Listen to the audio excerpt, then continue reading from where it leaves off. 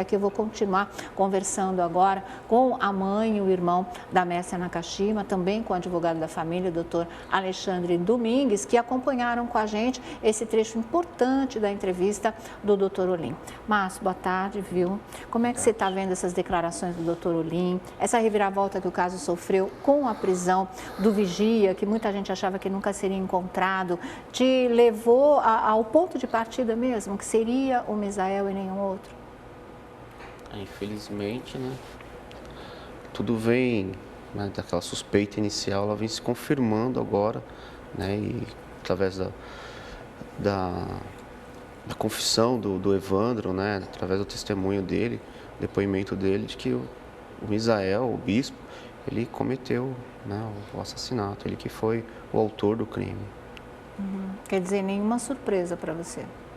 Não, infelizmente Você achava não. que esse vigia seria encontrado ou não? Olha, eu com o passar do tempo eu comecei já a achar que não, né? Aí eu recebi uma ligação que informou que ele estava lá, né, próximo da cidade do pai dele, tanto é que o local onde foi encontrado são 100 quilômetros dali, né? Sim. E depois veio uma outra ligação confirmando isso. Eu, de imediato, repassei para o Dr. Olim. O Dr. Olim, através das investigações, né, através de algumas coisas, conseguiu chegar até o local exato. Você não foi para lá, para Sergipe? Não, não. Você ficou acompanhando tudo daqui, realmente, né? Então, eu até cheguei a pensar em embarcar. Cheguei a fazer uma reserva, tudo, na sexta-feira. Né, na quinta para sexta-feira, na quinta-feira. Mas depois eu acabei desistindo em cima da hora. Ficar com a família, né, melhor, porque as coisas A lá... minha mãe, hoje a gente, né, tem vivido uma situação completamente atípica, né? Hoje eu vou sair da minha casa, vou até a casa da minha avó. Hoje virou regra assim, saio, eu informo, eu aviso a hora que eu saio, chego lá, eu tenho que ligar avisando que cheguei, né? Porque como a Mércia saiu, trauma todo, isso, né? Saiu e não voltou. Então, hoje a gente não tem mais essa liberdade de sair, de fazer, né, nossa vida da forma com que era. Então, a minha mãe ficou com muito medo, né, que eu fosse para lá, me pediu muito, embora eu estava decidido aí, ela me pediu muito e aí eu desisti. Melhor ter ficado, né, dona Janete? Eu tenho muito medo. Muito medo. Já perdi uma, não quero perder mais, né? Nem posso. Com certeza. Doutor Alexandre Domingues, para o senhor essa reviravolta toda indica o quê? Eu não interpreto como uma reviravolta.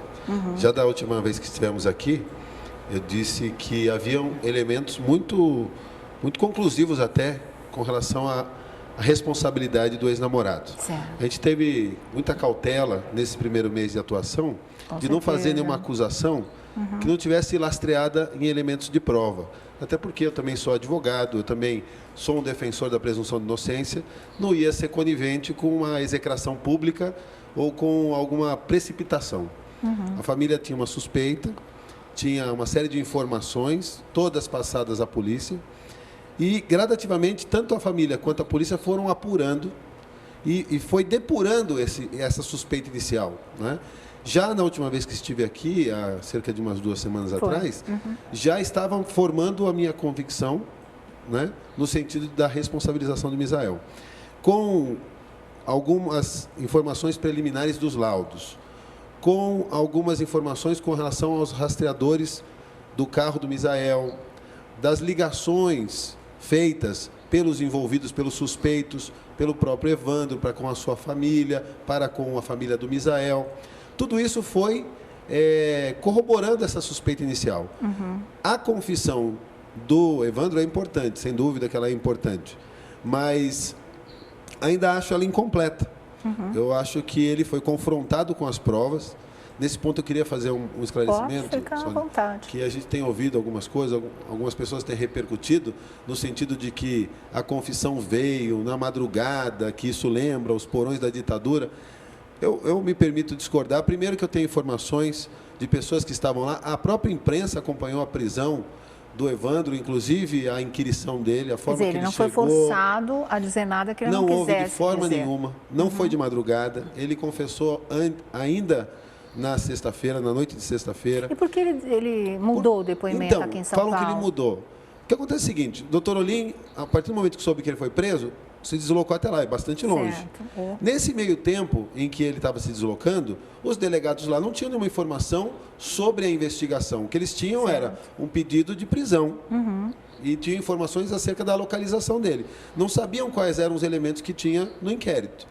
E o repórter que acabou conseguindo fazer uma entrevista com ele ali, também o fez antes da chegada do Dr. Olim. Quando o Dr. Olim chegou e oficialmente foi ouvi-lo, que ele começou a negar, o Dr. Olim falou, mas espera um pouquinho, essa informação não bate com o rastreador, confrontando com não as bate com a provas sua mesmo. ligação no celular, o seu irmão te ligou de Nazaré. Ou seja, deu elementos para ele que não tinha como ele negar. Entendi. E se ele negasse, ele poderia correr o risco de ser o único responsabilizado. Entendi. Então ele foi Aí ele se alertado colocou disso. na cena do crime só como um participante, um cúmplice. E essa confissão dele, que eu digo aqui, ainda não está completa, porque o que a gente entende é o seguinte, ele primeiro admitiu que tinha ido buscar, que já havia uma intenção de cometer o crime, que o Misael já havia externado, que ele foi procurado no dia pelo Misael 2 vezes para combinar um horário, dizendo, olha, vai me buscar na represa a tal hora. Só que depois que ele fez essa confissão, que ele foi buscar e que o Misael saiu do carro e entrou no carro dele e falou, ó, já era, ela já era. Na realidade, depois, quando confrontado com o celular, que no horário que ele falou que estava no posto, ele estava próximo da casa da Mércia. Certo. Então ele acabou mudando mais ainda o depoimento dele, agora, para dizer o quê? Não, eu levei e busquei o Misael. Tentando se encaixar na... Então, na realidade, ele está admitindo aos poucos a sua participação, porque as investigações não acabaram. As investigações, elas continuam. Quando eu digo que eu não concordo com reviravolta, porque elas vêm numa linha coerente. Dr. Desgualdo, que estava ali dando a entrevista, ladeado pelo Dr.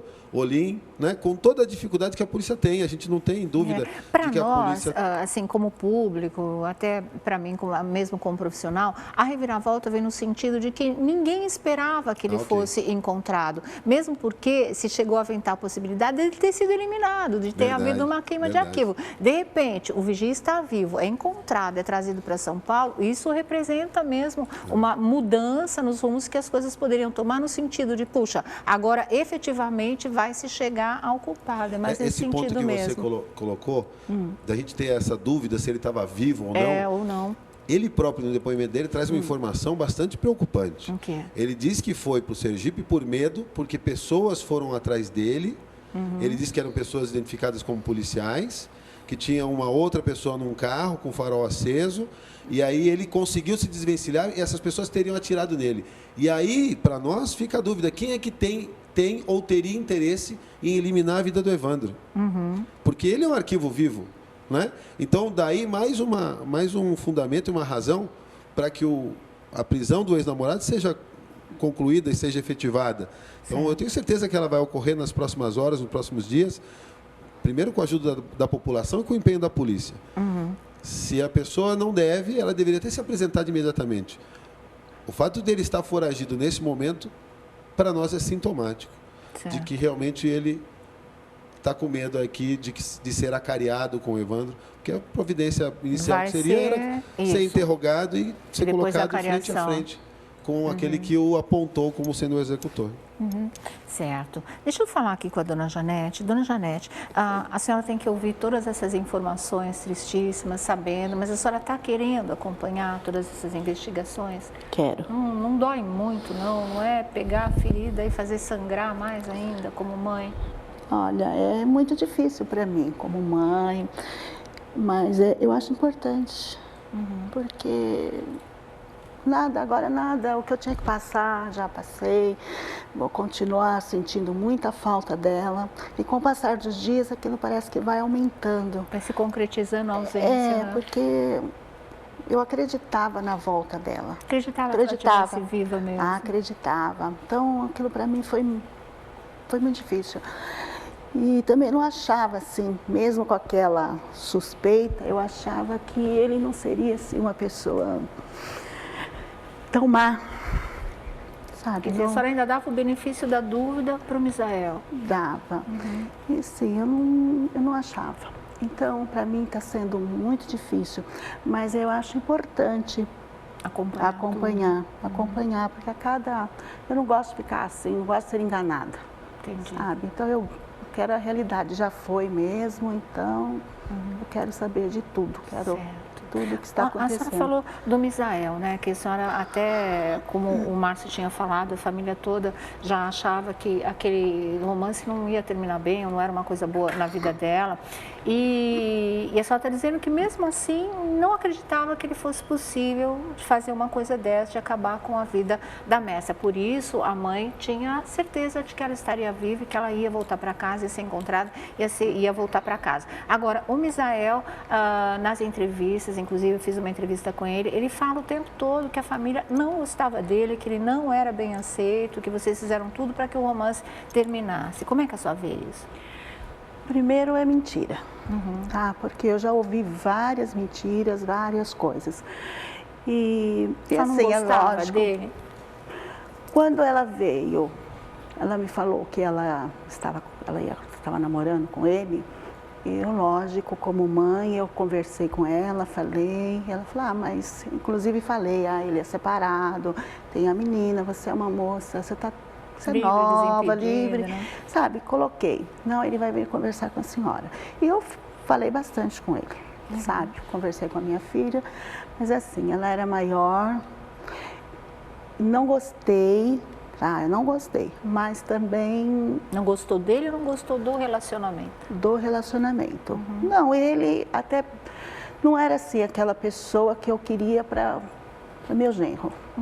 Não Por era. quê? Porque ele era separado, porque ele já tinha uma filha, ou a personalidade assim não agradou mesmo? Não agradava muito, não agradava muito, mas ele, com o passar do tempo, ele assim, se mostrava uma pessoa simpática, sabe? Ele até tentava. Entendi. Não era, nunca foi o namorado que eu quis para minha filha, e ela sabia disso, sabe? Então, acho que por isso ela, como ela também era uma pessoa muito reservada, acho que ela não falava muito. Mas assim, ele falou muitas coisas e essas coisas eram mentirosas, porque ele participava de todas as festinhas que tinha, tanto na minha casa, da minha casa eu digo, que são feitas na minha mãe, da minha família, como na casa dos meus tios. Então... Essa é uma foto que a gente está mostrando, inclusive de uma festa? Isso. Foi a senhora que trouxe essa foto? Foi eu quem trouxe. E o Misael está ali atrás, está lá, olha, atrás do Márcio. Atrás do Márcio, aquela lá A foi do lado. Isso. Certo. Só não está o meu genro porque estava tirando foto.